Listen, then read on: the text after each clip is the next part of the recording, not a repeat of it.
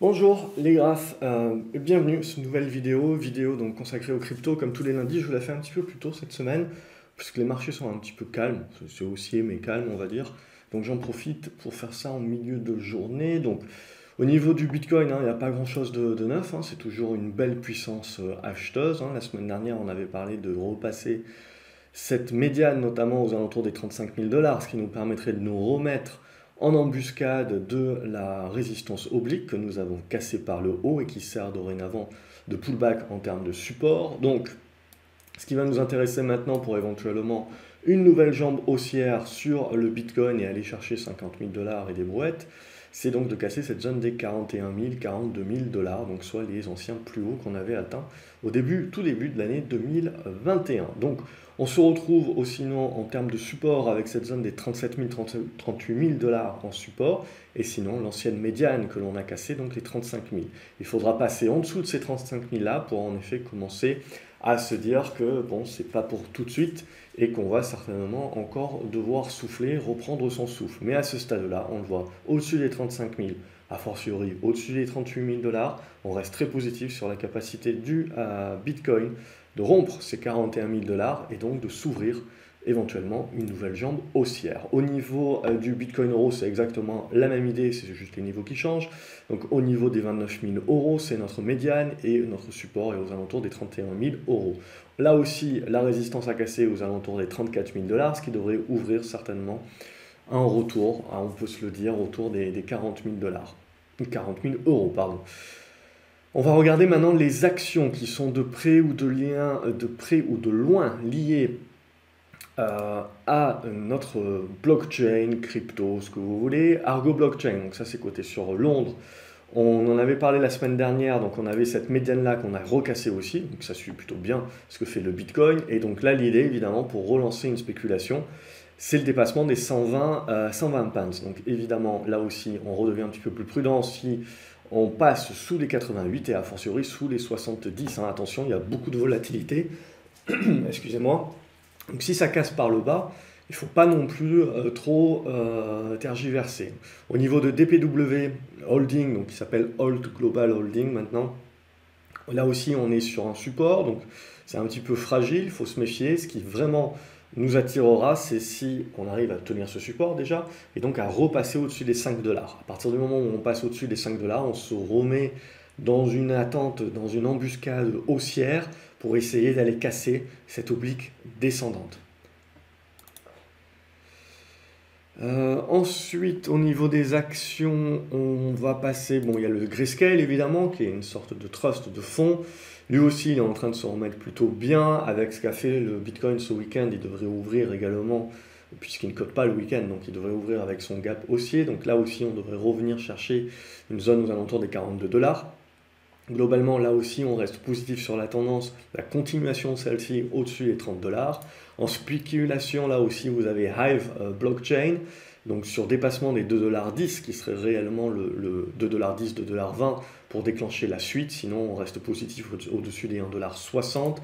Hut 8 Mining également très spéculatif, mais ça rejoint un petit peu tout le reste. Donc là, ce qui nous intéresse, c'est un dépassement des 4,70 $ pour recréer une spécu vers les 5,50 $ et plus si affinité. Si ça passe sous les 3,70 $, 3,20 $, 3,30 $, là, et à nouveau, on va se méfier. Sinon, les plus grosses que l'on apprécie plus, ça va être Marathon, qui elle aussi est en train de construire, qui est en train de travailler sa résistance oblique, hein, et donc de continuer de construire dans la figure qu'on avait proposée en hypothèse de travail déjà dès la semaine dernière. Donc l'idée là aussi c'est la même chose.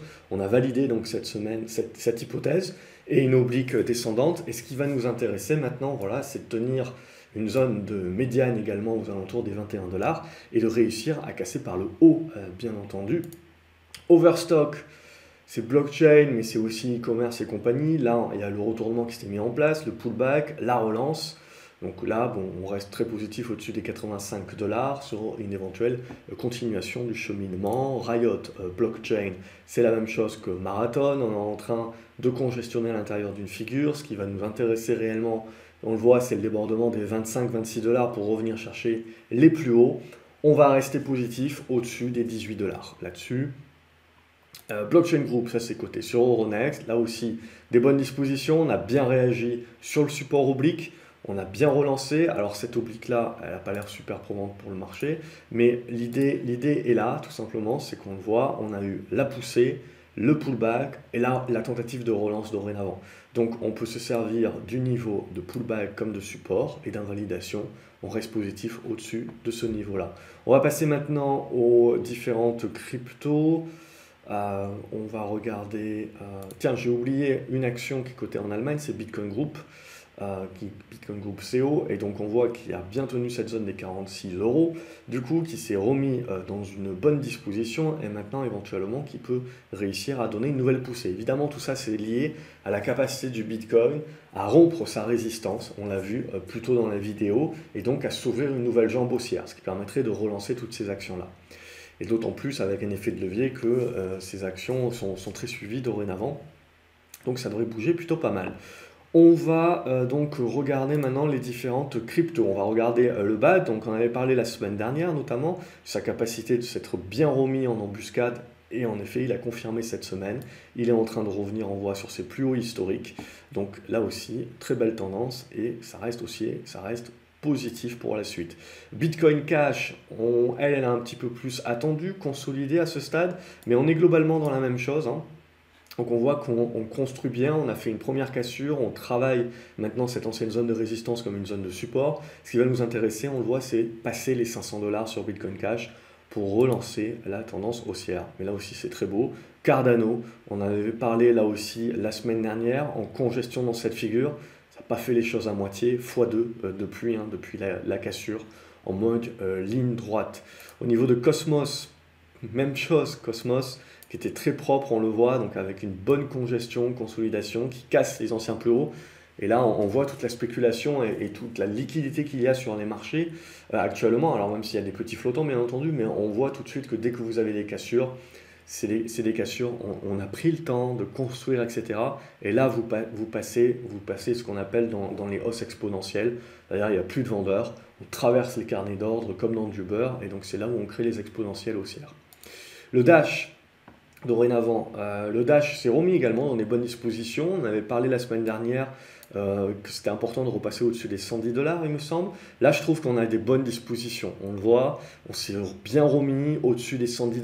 Donc du coup, si on arrive à lancer à nouveau une attaque au-dessus des 125 $, ça peut créer la spéculation nécessaire à un retour, je dirais, aux alentours des 200 $.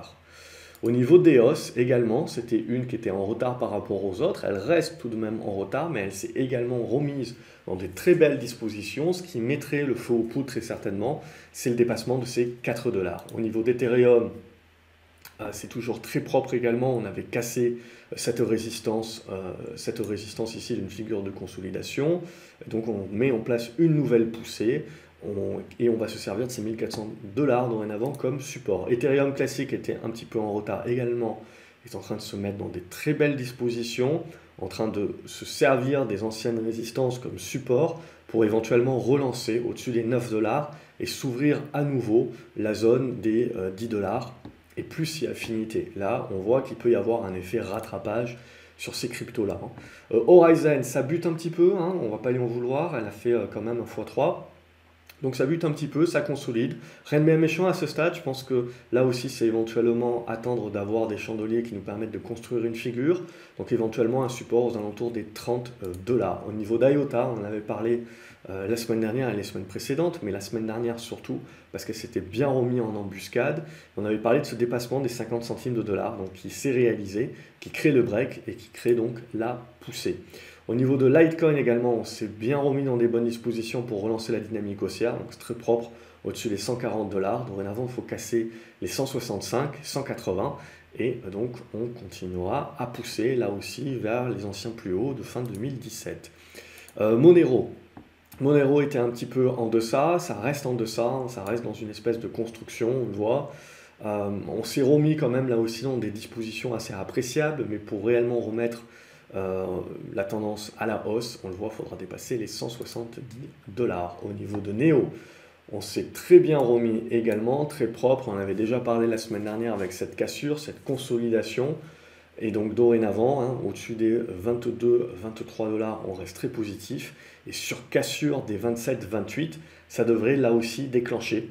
Pourquoi pas hein, un retour éventuellement sur la zone des 40 dollars. La spéculation est tellement forte actuellement qu'il faut être un petit peu plus ambitieux dans ces targets. Au niveau de Nano, là aussi, on le voit, je garde le tracé de la semaine dernière, c'est exactement ce qui est en train de se dérouler, c'est-à-dire une consolidation. Consolidation, congestion. Et ce qui va nous intéresser, là, c'est un débordement des 4,40 $4,50 pour mettre le feu aux poudres. Au niveau de Oh My Go, elle était également dans une belle construction la semaine dernière, congestion, en train d'arriver au bout. On a cassé, on fait le pullback. Et donc là, maintenant, ce qu'on attend éventuellement, c'est la relance avec la cassure de ces 5,50 $ qui devrait nous renvoyer là aussi vers la zone des plus hauts atteinte un petit peu plus tôt. Même chose sur Qtum hein, qui suit plutôt pas mal. Donc on a vu la cassure, le pullback, la nouvelle poussée. La conso, on s'en était arrêté là la semaine dernière. Donc on a fait la cassure cette semaine. Là aussi, on se sert à nouveau des 4 $ comme de soutien. Mais là également, on a passé quand même un cap au-dessus de ces 4 $. Et on se met dorénavant vraiment en belle attaque haussière. Au niveau du Ripple XRP, là, il y a eu quand même une bonne spéculation, on le voit, sur la cassure, on en avait parlé. Derrière, vous avez eu un joli prorata, mais qui en fait est un pullback, un retour sur l'ancienne résistance oblique qui a servi de support, et donc une relance sur cette base-là. Donc du coup, on s'en sert bien comme support. Tant que c'est le cas, on reste positif. Et là, maintenant, ce qui va nous attendre, c'est la construction d'une congestion intermédiaire. Et ce qui nous intéressera évidemment, c'est la capacité de casser par le haut. Alors je ne sais pas où ils en sont en enquête sur la SEC, etc. Mais apparemment le marché a l'air de l'avoir digéré. Ou alors le marché est tellement spéculatif actuellement qu'il oublie ou il omet les mauvaises nouvelles. Ça c'est le marché de toute façon nous le dira. Si ça recasse par le bas, ça veut dire qu'on réalise à nouveau qu'il y a quand même un risque là-dessus. Sinon, si on casse par le haut, ça veut aussi dire que le marché pense que c'est pas non plus un gros problème. Au niveau de Stellar, qui a tendance plutôt à suivre le XRP, hein, mais globalement on voit une bonne consolidation aussi, qui avait une consolidation plus large, on le voit, et on a fini par casser par le haut, se remet dans une bonne tendance, et on relance là aussi à la hausse. C'est très propre. Hein. Spéculatif mais très propre. Trezos également, on avait parlé la semaine dernière comme d'une capacité à pouvoir se relancer, c'est ce qui est en train de se mettre en place. Alors il restera encore du boulot, hein. Si jamais on arrive à valider, là comme on est en train de valider, je pense qu'on peut revenir sur les anciens plus hauts aux alentours des 4,50 $. C'est là, ça sera le morceau vraiment à passer sur Tezos derrière pour lâcher les chevaux. Au niveau de Tronix également, on est en train de revenir sur une zone assez importante, on voit aux alentours de cette zone des 4 centimes de dollars. Si on arrive à passer ça, il peut y avoir là aussi une spéculation assez importante. Ça c'est un tracker plutôt, mais sur l'Ethereum, je vais le passer, il n'est pas super liquide. Waves également très propre, ce qu'est en train de faire Waves. Hein. Bon, on en avait parlé déjà depuis une bonne année maintenant comme étant la crypto qui était la plus forte. Et donc dorénavant, elle avait quand même mis, on voit, une consolidation au prorata assez importante. Mais elle a su également se remettre dans des bonnes dispositions, casser cette consolidation actuelle, s'en servir comme pullback. Et là, ce qu'on attend, c'est éventuellement dorénavant maintenant de réussir à casser la résistance horizontale et donc de continuer la belle aventure. Et on va terminer avec Zcash. Zcash là aussi, elles sont toutes, on voit toutes les cryptos en gros sont, alors il y en a quelques-unes qui sont un peu plus en retard que d'autres, mais on voit tout est propre. Hein. Zcash pareil, vous le voyez, on avait cassé, c'est bien de garder les anciens tracés aussi, on avait cassé cette oblique descendante ici qu'on avait pu proposer, on avait fait le prorata en mode pullback également, ça a été resservi comme support, très propre, ça ressemble beaucoup à ce qu'a fait également le Ripple XRP.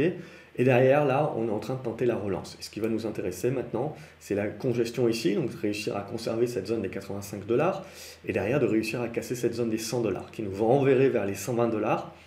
Et là, c'est là où ça va se jouer. Si on arrive à casser les 120 $, derrière, on peut aller chercher une zone, je dirais, comprise aux alentours des 160 $. Et plus si affinité, mais ça sera de toute façon une belle tendance haussière là aussi, qui se validera. Voilà ce que l'on pouvait dire cette semaine en termes de suivi. Donc, on voit que le monde crypto se porte à merveille. Ce qui va maintenant être très important, évidemment, c'est que le leader, le Bitcoin, réussisse à casser ses anciens plus hauts, ce qui devrait derrière faire une validation pour tout le monde et créer quelque part une nouvelle jambe haussière en mode exponentiel. On le voit, c'est très exponentiel. Donc, il faut faire attention, bien entendu, à la volatilité. Hein. Plus c'est exponentiel, plus on rentre dans des hausses exponentielles, plus il faut s'attendre à un certain prorata. Mais globalement, on le voit, c'est un secteur qui est encore très à l'achat. Donc on continue de surfer la vague. Voilà, j'espère que la vidéo vous a plu. N'hésitez pas à la partager, à mettre des pouces en l'air, à me dire quels sont les cryptos que vous privilégiez, que vous achetez, sur lesquels vous pensez qu'il y a le plus de potentiel en commentaire. Et je vous dis à la semaine prochaine pour la vidéo crypto et sinon à plus tard pour la prochaine vidéo sur la chaîne. N'oubliez pas de vous abonner. Salut les graphes.